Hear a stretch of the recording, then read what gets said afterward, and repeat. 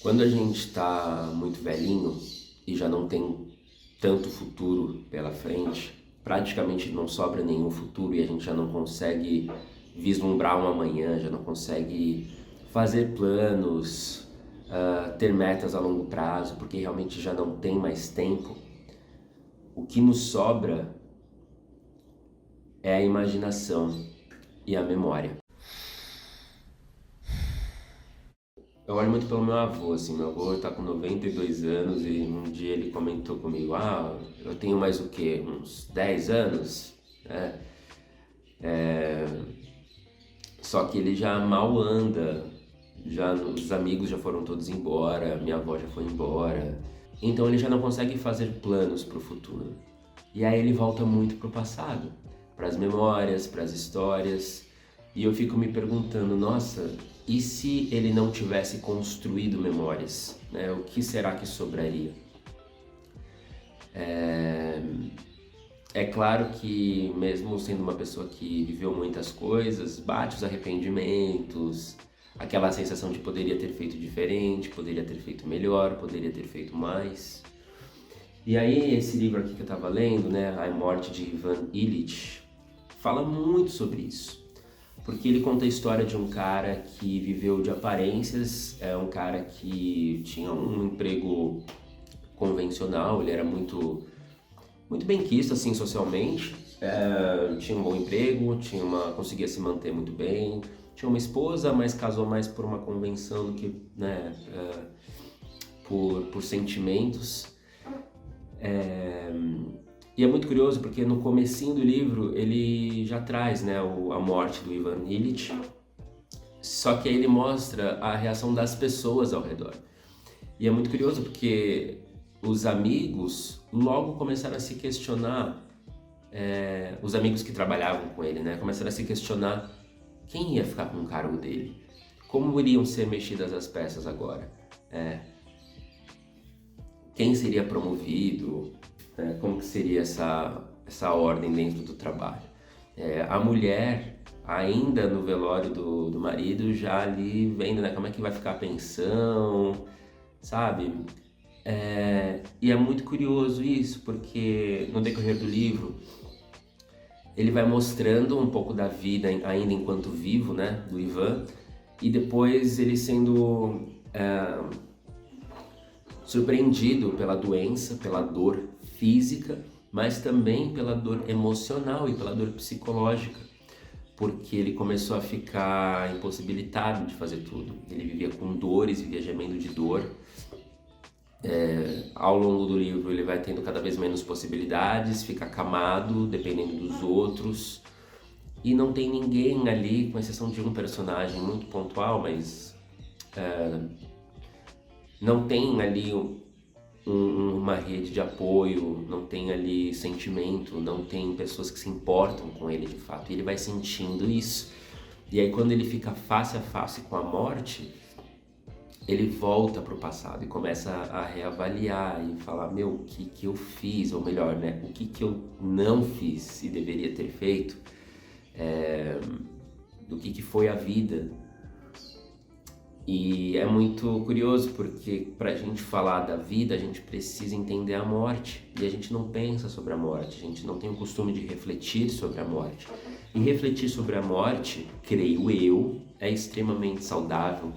A única certeza que a gente tem, a gente foge dela, a gente tem medo de falar dela. É uma coisa que estamos todos destinados a, mas é uma coisa que nunca está nas rodas de conversa. O que a gente fala muito é sobre a vida após a morte. E aí vai entrar religiões, espiritualidades e tudo mais, mas ainda assim a gente está falando da vida depois da morte, não da morte. O que é a morte? O que é o morrer? Qual que é a sensação de se aproximar da morte? Então é um livro é uma novela, né? É um livro bem curtinho, mas eu recomendo muito para quem tem interesse em viver, tá? Porque é uma baita lição de vida, assim. E aí eu comecei a ler também esse livro aqui, Dave Grohl, Contador de Histórias, que eu ganhei de aniversário recentemente dos meus amigos do trabalho. E é muito doido porque assim, é um livro que não tem nada a ver com Tolstói, é outro tempo, outra proposta, outro estilo de vida, mas é muito doido porque justamente esse livro aqui do Ivan Illich o personagem carece de memórias. Então, por isso que eu falo, construam memórias. Vivam as coisas. Sintam, se permitam sentir emoções, sabe? Se permitam se sentirem vivos. Façam coisas para se sentirem vivos. Coisas pequenas, banais e coisas grandes também, quando surge a oportunidade. Mas é um livro que o personagem carece de memórias. Ele chega lá no final da vida e fala, a coisa mais diferentona que eu fazia era jogar carta com a galera do trabalho, assim, e no fim era uma galera que nem se importava comigo, sabe? Cadê eles? Essas pessoas não estão aqui. E de fato, quando ele morreu, a primeira coisa que veio na cabeça é quem vai ficar com o cargo dele, né? E era com essas pessoas que ele andava, então é isso. E já esse livro aqui, do Dave Grohl, o Contador de Histórias, o subtítulo aqui embaixo é justamente Memórias de Vida e Música. E aí é um livro recheado de memórias, recheado de histórias, de coisas assim, ele contando sobre a infância, a adolescência, os primeiros shows, quando ele voltou para a cidade dele para fazer um show já depois de ser um cantor de sucesso. Sabe, às vezes aquelas histórias de criança, tipo, eu tava brincando com os meus amigos na rua, aí tomei um taco na cabeça e voltei pra casa sangrando, e eu com medo de contar pra minha mãe, fomos pro hospital, e os médicos do hospital já me conheciam de tanto que eu voltava lá que eu me machucava. Então é um livro recheado de vida, muito contrastante os dois, e curiosamente eu acabei pegando os dois juntos, assim. Então, resolvi vir aqui gravar esse vídeo depois de muito tempo, para recomendar os dois livros e para lembrar você de viver, por favor, viva. Viva todos os dias com o máximo de vida possível, tá? Mas minha vida é chata, minha vida não tem sentido, tô num momento, né, um momento ruim. Os momentos ruins, os momentos chatos, eles também compõem a vida. Desde que você se permita sentir essas coisas, se permita se sentir triste, se permita se sentir entediado, se permita entender o que você sente e experienciar aquilo, experienciar as sensações que a gente não considera gostosas, também faz parte da vida. E as sensações boas são mais contrastantes quando a gente passa por momentos de tristeza. A gente conhece o dia porque existe a noite, a gente conhece o salgado porque existe o doce.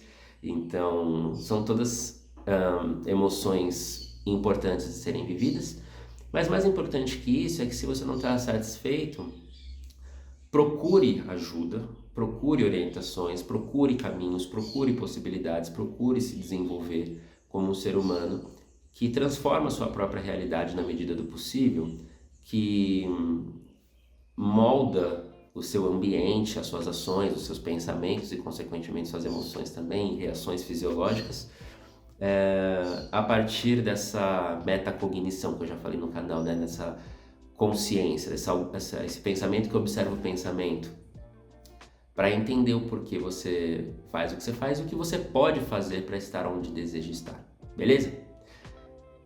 Por hoje é isso. A gente se vê no próximo vídeo. Beijo.